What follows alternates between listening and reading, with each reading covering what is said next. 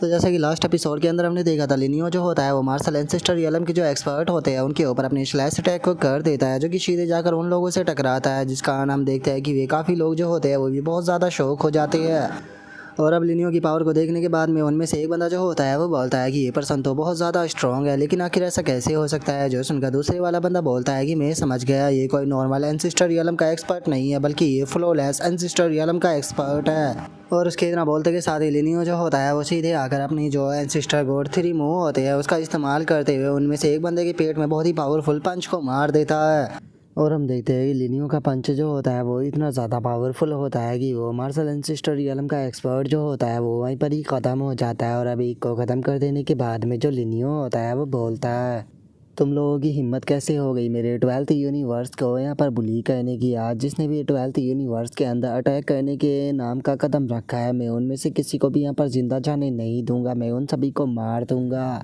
और अब लिनियो की पावर को देखकर इन्फिनिटी सन बुद्धा और हेवनली फियोनिक्स दोनों ही हैरान हो जाते हैं। और इन्फिनिटी सन बुद्धा बोलता है कि गॉड किंग की जो पावर है वो दोबारा से बढ़ चुकी है, यकीन नहीं होता कि यहाँ पर इनकी पावर इतनी ज़्यादा है।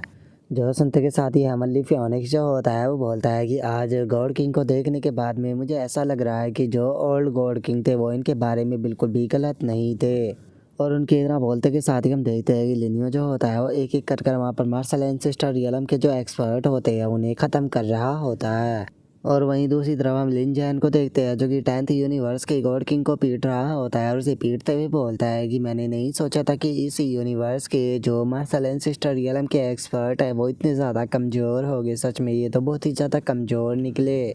और अब लिन जैन की पावर को देखने के बाद में जो 10th यूनिवर्स का गॉड किंग होता है वो भी हैरान होते हुए बोलता है कि आखिर ये बच्चा इतना ज़्यादा पावरफुल कैसे हो सकता है, आखिर इसकी ब्लड लाइन क्या है। जो सुनकर उसका साथी जो होता है वो चिल्लाते हुए बोलता है कि इस बच्चे को बिल्कुल भी हल्के में मत लेना, इसके पास में एंशिएंट गॉड्स की ब्लड लाइन है, तो इसीलिए जितना ज़्यादा हो सके केयरफुल रहना।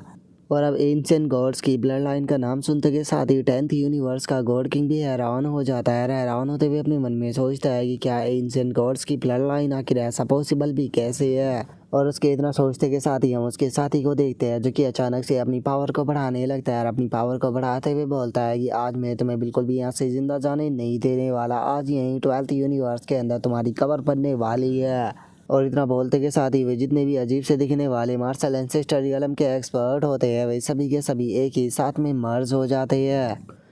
जो देखकर अब लिनियो जो होता है वो भी अपनी स्वॉर्ड को तैयार करते हुए उससे बोलता है कि ठीक है, चलो मैं तुम्हें यहाँ पर एक दूसरे के साथ में मर्ज होने का मौका दे देता हूँ, क्योंकि वैसे भी जल्दी ही यहाँ पर तुम ख़त्म होने वाले हो, तो ख़त्म होने से पहले कम से कम एक बार तो तुम्हारी इच्छा पूरी हो ही जाए। और लिनियो के इतना बोलते के साथ ही हम देखते हैं कि वे सभी एक साथ में मर्ज होकर बहुत ही ख़तरनाक सा रूप बना लेते हैं। और ख़तरनाक सा रूप बनाते हुए लिनियो से बोलते हैं कि आज तुम्हें अपनी यहाँ पर जो एरोगेंस है उसके लिए प्राइस पे करना पड़ेगा।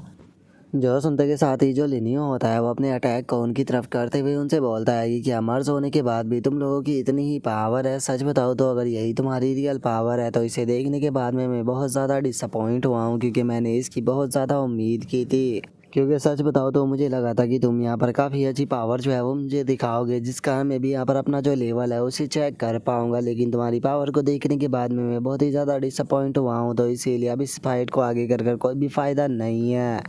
और इतना बोलते के साथ ही जो लिनियो होता है वो अपना अटैक उसकी तरफ कर देता है। और जो लिनियो का अटैक होता है वो सीधे आकर उस मर्ज हुए वाले बंदे से टकराता है, जिसका वो भी अब दर्द के मारे चिल्लाने लगता है। और वो चिल्लाते हुए बोलता है कि आखिर ऐसा पॉसिबल भी कैसे है, तुम अभी तक केवल मार्शल एंसेस्टर रियलम के अर्ली स्टेज पर हो, तो फिर आखिर तुम इतने ज़्यादा पावरफुल कैसे हो सकते हो। मेरी मर्ज होने के बाद भी मैं यहाँ पर तुम्हारा सामना नहीं कर पा रहा। और इतना बोलते बोलते ही वो बंदा जो होता है वो वहीं पर ही ख़त्म हो जाता है, जिसे देखने के बाद में जो लिन जैन होता है वो चिल्लाते हुए बोलता है कि बिग ब्रदर आपने यहाँ पर इतनी जल्दी अपने अपोनेंट को ख़त्म कर दिया, लगता है कि मुझे अपना काम और भी जल्दी निपटाना पड़ेगा। और इतना बोलते के साथ ही जो लिनियो होता है वो 10th यूनिवर्स के गॉड किंग के ऊपर धड़ाधड़ कर अपनी पंच को बरसाना शुरू कर देता है। और अपनी पंच को बरसाते हुए बोलता है कि बिग ब्रदर बस थोड़ी सी देर इंतज़ार करो, मैं अभी अपने अपोनेंट को ख़त्म कर आपके साथ में आता हूँ। और लिन जैन के इतना बोलते के साथ ही उसके सारे के सारे अटैक जो होते हैं वो जाकर सीधे जो गॉड किंग होता है उसे टकराते हैं, जिस कारण अब 10th यूनिवर्स के गॉड किंग की जो बॉडी होती है वो धीरे धीरे कर मेल्ट होने लगती है और कुछ ही पल में वो पूरी तरह से ख़त्म हो जाता है।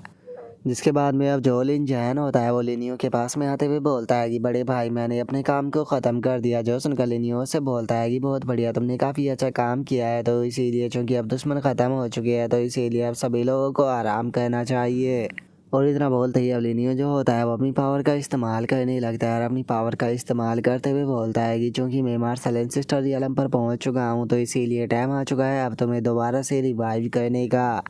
और इतना बोलते के साथ ही अब जो लिनियो होता है वो जियाओ टियान को दोबारा से पुनर्जीवित कर लेता है और जियाओ टियान को जिंदा करने के बाद में उसे बोलता है कि काफ़ी दिन हो गए जब से हम लोग नहीं मिले। जो सुनकर जियाओ टियान जो होता है वो लिनियो से बोलता है कि तुम्हारी तो स्ट्रेंथ दोबारा से बढ़ चुकी है, लगता नहीं कि मैं तुम्हारा जो पीछा है वो कर पाऊंगा। जो सुनने के बाद में लिनियो से बोलता है कि तुम्हें यहाँ पर डिसअपॉइंट नहीं होना चाहिए क्योंकि तुम में और मुझ में ज़्यादा डिफरेंस नहीं है, इसीलिए मुझे यकीन है कि तुम्हारा फ्यूचर जो है वो लिमिटलेस होने वाला है। और इतना बोलते के साथ ही जो लिनियो होता है वो जियाओ टियान को लेकर जाने लगता है और जाते हुए बोलता है कि चलो अब जो 10th यूनिवर्स है उसे चलकर टेक ओवर करते हैं, क्योंकि जब सही टाइम आ जाएगा तो उसके बाद में जो 10th यूनिवर्स है उसे तुम ही मैनेज करोगे। जो सुनकर जियाओ टियान भी ओके बोल देता है।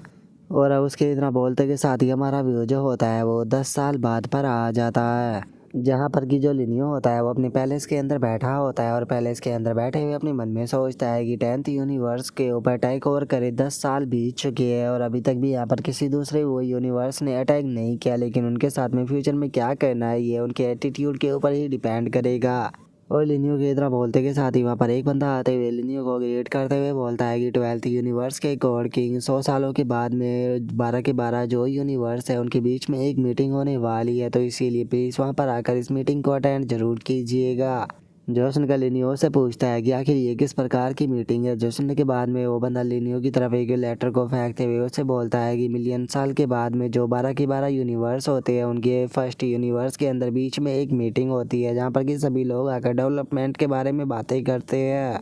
जो सुनकर लिनियो से बोलता है कि ठीक है, जब टाइम आएगा तो मैं वहाँ पर आ जाऊँगा। और इतना बोल कर लिनियो अपने मन में सोचता है कि क्या ये मीटिंग जो है वो इस कारण हो रही है कि मैंने जो 10th यूनिवर्स है उसे कब्जा लिया। लेकिन चलो ये काफ़ी अच्छी बात है कि ये मीटिंग जो है वो फर्स्ट यूनिवर्स के अंदर होने वाली है, क्योंकि मुझे वैसे भी फर्स्ट यूनिवर्स के अंदर जाना था और अर्थ को देखना था। मैं नहीं जानता हूँ कि जो अर्थ है उसके अंदर कितने ज़्यादा चेंज हो चुके होंगे। और लिनियो के अब इतना बोलते के साथ ही हमारा व्यू जो होता है वो 100 सालों बाद पर आ जाता है। और हम देखते हैं कि एक बंदा जो होता है वो लिनियो के पैलेस में आकर उसको बताता है कि लॉर्ड गॉड किंग जो 10th यूनिवर्स है उसके अंदर कुछ हो गया है, तो इसीलिए प्लीज़ वहाँ पर आकर एक बार उसे ज़रूर देखिए।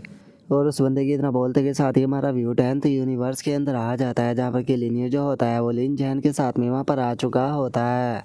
और अब जो जियाओ टियान होता है वो लिनियो से बोलता है कि इस जगह पर बहुत ही ज़्यादा कर्सोरा मौजूद है और चूंकि मेरे कल्टीवेशन का लेवल अभी भी बहुत ज़्यादा कम है तो मैं इसके अंदर इंटर नहीं कर सकता। जो सुनकर लिन जैन भी बोलता है कि ये जगह तो काफ़ी ज़्यादा अजीब है, इसके अंदर से मुझे बहुत ही ज़्यादा अनकंफर्टेबल वाली फीलिंग आ रही है। जो सुनकर लिनियो जो होता है वो बोलता है कि कहीं ऐसा तो नहीं कि अंदर जो चीज़ है वो एंशिएंट गॉड से रिलेटेड है, चलो चलकर एक बार उस जगह को देखते हैं कि आखिर वहाँ पर क्या है।